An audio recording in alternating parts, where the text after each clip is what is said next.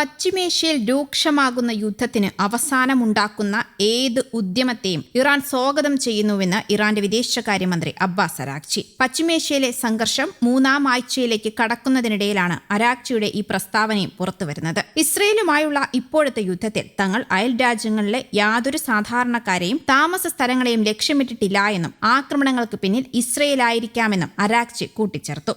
ആക്രമിക്കപ്പെട്ട ലക്ഷ്യങ്ങളെക്കുറിച്ച് പ്രാദേശിക രാജ്യങ്ങളുമായി ഒരു അന്വേഷണ പാനൽ രൂപീകരിക്കുവാൻ തയ്യാറാണെന്നും ടെഹ്റാൻ പറഞ്ഞതായി ഇറാൻ മാധ്യമമായ ഫാസ് ന്യൂസ് റിപ്പോർട്ട് ചെയ്തു. യുഎസിനെതിരെയുള്ള പ്രതികരണം ശക്തമാക്കുമെന്ന് ഇറാനും ഇറാനിലെ എണ്ണ കയറ്റുമതി കേന്ദ്രമായ ഖാർഗ് ദ്വീപിൽ കൂടുതൽ ആക്രമണങ്ങൾ നടത്തുമെന്ന് യുഎസ് പ്രസിഡന്റ് ഡൊണാൾഡ് ട്രംപും പരസ്പരം ഭീഷണി മുഴക്കിയിരുന്നു. യുഎഇയിൽ നിന്ന് യുഎസ് ആക്രമണം നടത്തിയതായി നേരത്തെ ഇറാൻ പറഞ്ഞിരുന്നു. ഷാഹിദ് ഡ്രോണിന്റെ പുനർനാമകരണം ചെയ്ത പതിപ്പായ ലൂക്കാസ് ഉപയോഗിച്ച് യുഎസ് അനാവശ്യമായ ആക്രമണങ്ങൾ നടത്തിയതായി ഇറാൻ ആരോപിക്കുകയും ചെയ്തു. ഗൾഫ് മേഖലയിൽ അടിസ്ഥാന സൗകര്യങ്ങൾക്കെതിരെ ഈ ഡ്രോണുകൾ ഉപയോഗിച്ച് ഇറാനെ മനഃപൂർവ്വം കുടുക്കാൻ ഉപയോഗിക്കുന്നുവെന്ന് അരാഗ്ചി ആരോപിച്ചു. തുർക്കി, കുവൈറ്റ്, ഇറാഖ് തുടങ്ങിയ അയൽ രാജ്യങ്ങളിലെ നിരവധി സംശയാസ്പദമായ ആക്രമണങ്ങളെ അരാഗ്ചി ഇതിനോടൊപ്പം തന്നെ ചൂണ്ടിക്കാട്ടി. അസർബൈജാനും ഇറാനുമായുള്ള ബന്ധം നശിപ്പിക്കാൻ ലക്ഷ്യമിട്ടുള്ള ഡ്രോൺ ആക്രമണങ്ങൾക്ക് പിന്നിൽ ഇസ്രയേലാണെന്നും അരാഗ്ചി ആരോപിച്ചു. അതുപോലെ സൗദി അറേബ്യയിലെ ഇറാൻ അംബാസിഡർ റിയാദിലെ യുഎസ് എംബസിക്ക് നേരെയുണ്ടായ ആക്രമണത്തിൽ തങ്ങൾക്ക് പങ്കില്ല എന്നും കൂട്ടിച്ചേർത്തു.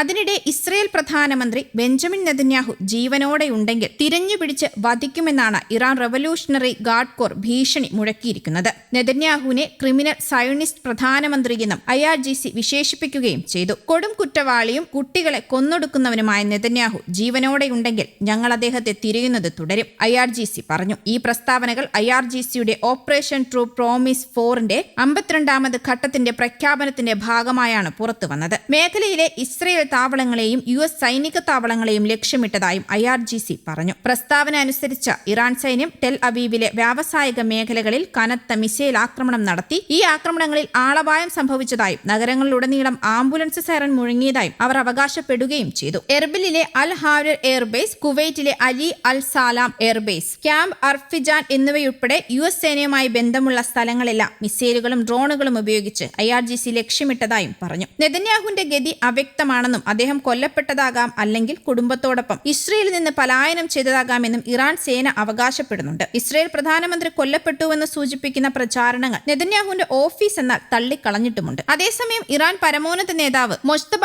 ഖമനേയി ജീവിച്ചിരിപ്പുണ്ടെന്നും എന്നാൽ അതീവ ഗുരുതരാവസ്ഥയിൽ പരിക്കേറ്റ് ചികിത്സയിലാണെന്നുമാണ് ഇന്ത്യൻ രഹസ്യാന്വേഷണ ഏജൻസികളെ ഉദ്ധരിച്ചുകൊണ്ട് റിപ്പോർട്ടുകൾ പുറത്തുവന്നതും. ഇത് വൻ രീതിയിൽ ചർച്ചയാവുകയും ചെയ്യുന്നുണ്ട്. ഫെബ്രുവരി 28-ന് നടന്ന US ഇസ്രയേൽ സംയുക്ത ആക്രമണത്തിൽ മൊജ്തബയ്ക്ക് ഗുരുതരമായി പരിക്കേറ്റതായാണ് പുറത്തുവരുന്ന വിവരം. മൊജ്തബ ഏതോ ഒരു രൂപത്തിൽ ഇപ്പോഴും ജീവിച്ചിരിപ്പുണ്ടാകാമെന്ന് US പ്രസിഡന്റ് ഡൊണാൾഡ് ട്രംപും കഴിഞ്ഞ ദിവസം സംശയം പ്രകടിപ്പിച്ചിരുന്നു. News desk Kerala Kaumudi.